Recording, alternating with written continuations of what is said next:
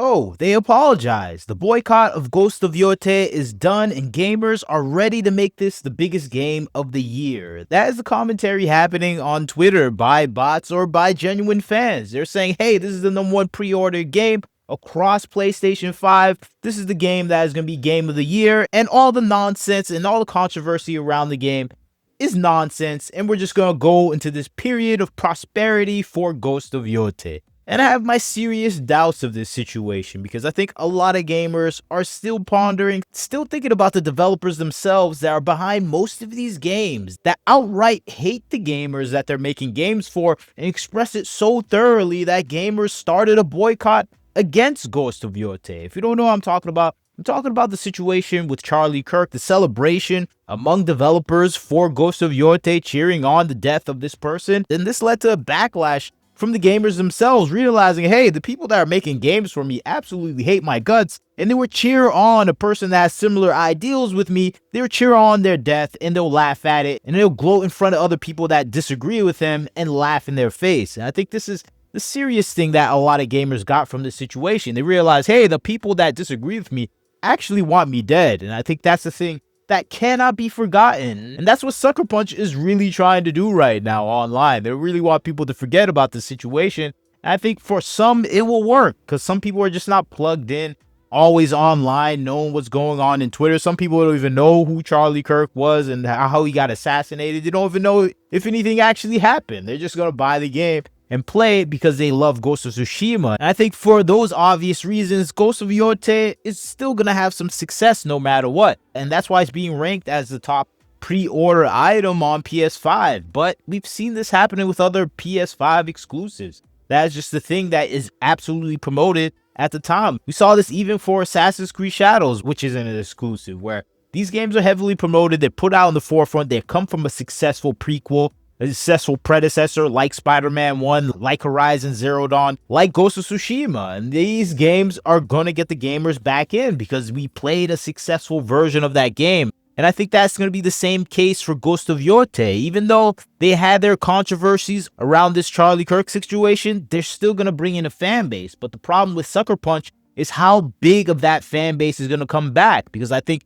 they definitely lost a core group of people who are already irritated by the design of the sequel, the main character of the game, and the oversaturation of progressive ideals of just replacing any male character with a female character that is overpowered and over girl bossed. And I think this is the thing we often see with games that are coming out nowadays, where they follow this tradition and pattern of just replacing any male hero with some overpowered boss lady hero that is a butch lesbian or something. And I think that's the thing that we see here with Sucker Punch. If you don't know anything about Sucker Punch is a studio behind Ghost of Tsushima, the successful game that came out on the PS4, one of the biggest titles that kind of brought what we wanted to see from an Assassin's Creed game set in Japan. And that's what we got with Ghost of Tsushima, and people were very eager to see the sequel of this game, and they heard rumors that it was going to be a sequel with the main character of that game, but the complete opposite happened. We got a girl boss rendition of the game, which is in line with what we see with a lot of properties that are coming out nowadays, where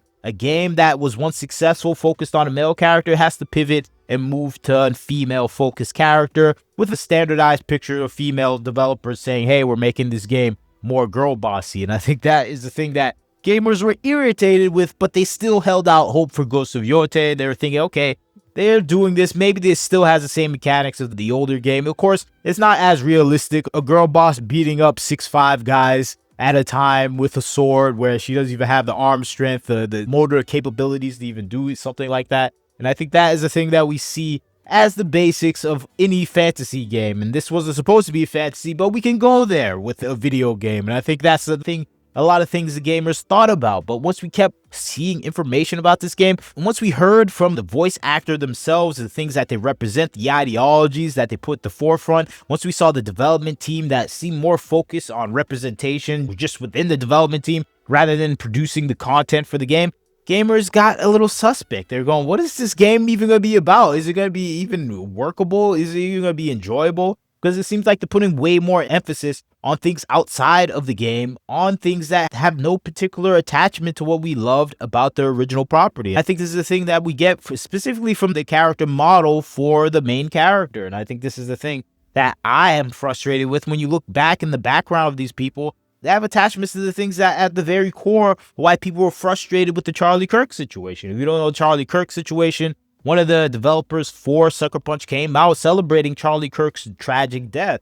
And this came as a shock to some gamers, but not a shock to most gamers, because we know within the industry today, the past 10 years, with all the Sweet Baby Inks, the collective shouts, the BlackRock investment, we knew most of the people that made games now hate gamers. And I think we saw this play out with Gamergate 1, while these people like Anita Scarsese and Zoe Quinn invaded the gaming space along with multiple journalists that had their own ideology that they want to impose on the gamers. And that ideology superseded the quality of the game. And that's why we had this Ghost of Yotei dev come out talking trash about Charlie Kirk, and they subsequently got fired for it. And after that firing, Sucker Punch had to come out and have a light apology. And that's why I call it a light apology, because they didn't really fully apologize. They just had a conversation, an interview. They mentioned this is the situation, and they had to fire the person over their comments, and they wanted to continue on and focus in the game. And the fact that they had to do this actually reflected that, hey, maybe something happened with the sales of the game, something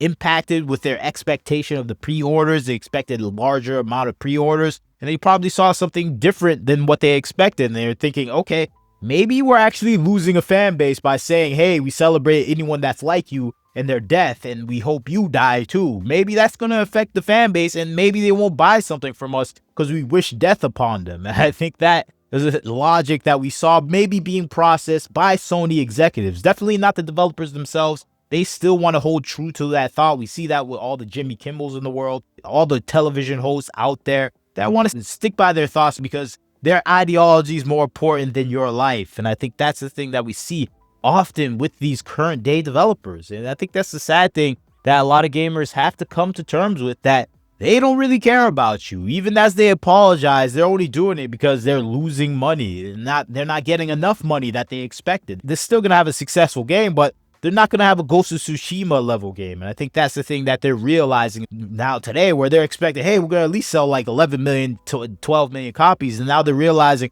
oh, maybe we're only going to sell 4 million copies and 4 or 5 million. That's good enough to break even or go back and make a profit. But that's not what we really wanted from this game. And I think that is the thing that a lot of these developers are now realizing, hey, if we hate and wish death upon our fans, maybe they won't care about us either, even though we don't care about them. And looking at the past of Sucker Punch, the people they hired, the people they put at the forefront that absolutely despise their audience, that's the thing that you're going to get. And I think that is the eventuality that we keep seeing all across the gaming industry, where everything that is against the gamer is promoted and pushed at the forefront. And that's why gamers are having this reaction, where they're just seeing this plurality of character design, these plurality of progressive ideologies at the forefront of their game that are replacing things that they actually loved about individual titles that came out before them. We saw this with Spider-Man 2, where you barely play as Peter Parker, you play as a deaf blind woman, you're solving LGBTQ relationship puzzles, you're doing things that really don't matter to the Spider-Man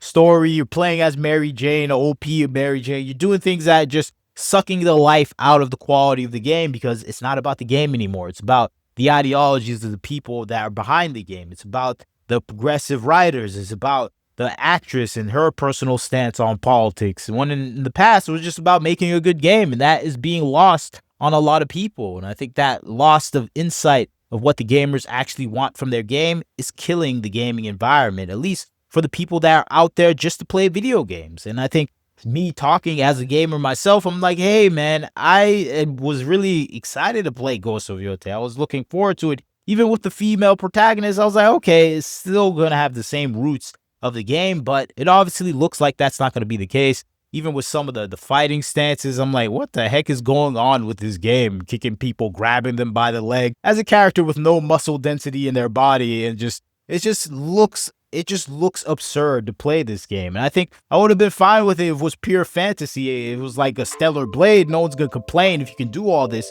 This is supposed to be rural Japan in the 16th century, and they're gonna say, hey, this is in the historical books that we just created 5 years ago from an activist progressive professor that's foreign from Japan that made this historical question that, hey, maybe there were some female warriors.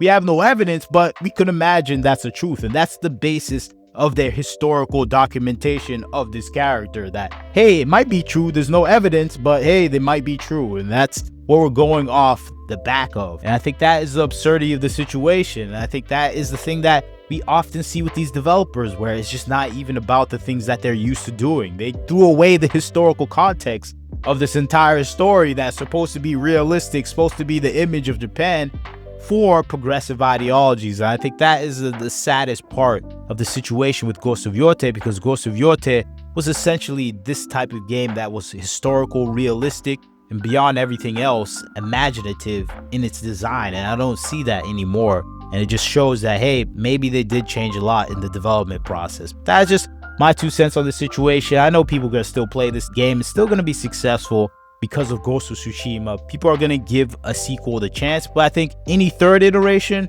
is not going to get a chance. Whatever they make after this is going to be a failure. Like Spider-Man 3, like The Last of Us 3, like anything else that made a terrible sequel, that is going to be a definitive failure. We saw this even with Horizon Forbidden West. This is the strategy that often fails, and it will continue to fail for the foreseeable future. But that's just my 2 cents on the situation. You tell me what you think. Like, comment, share, subscribe. This is Wagner Knows Why. Catch you next time.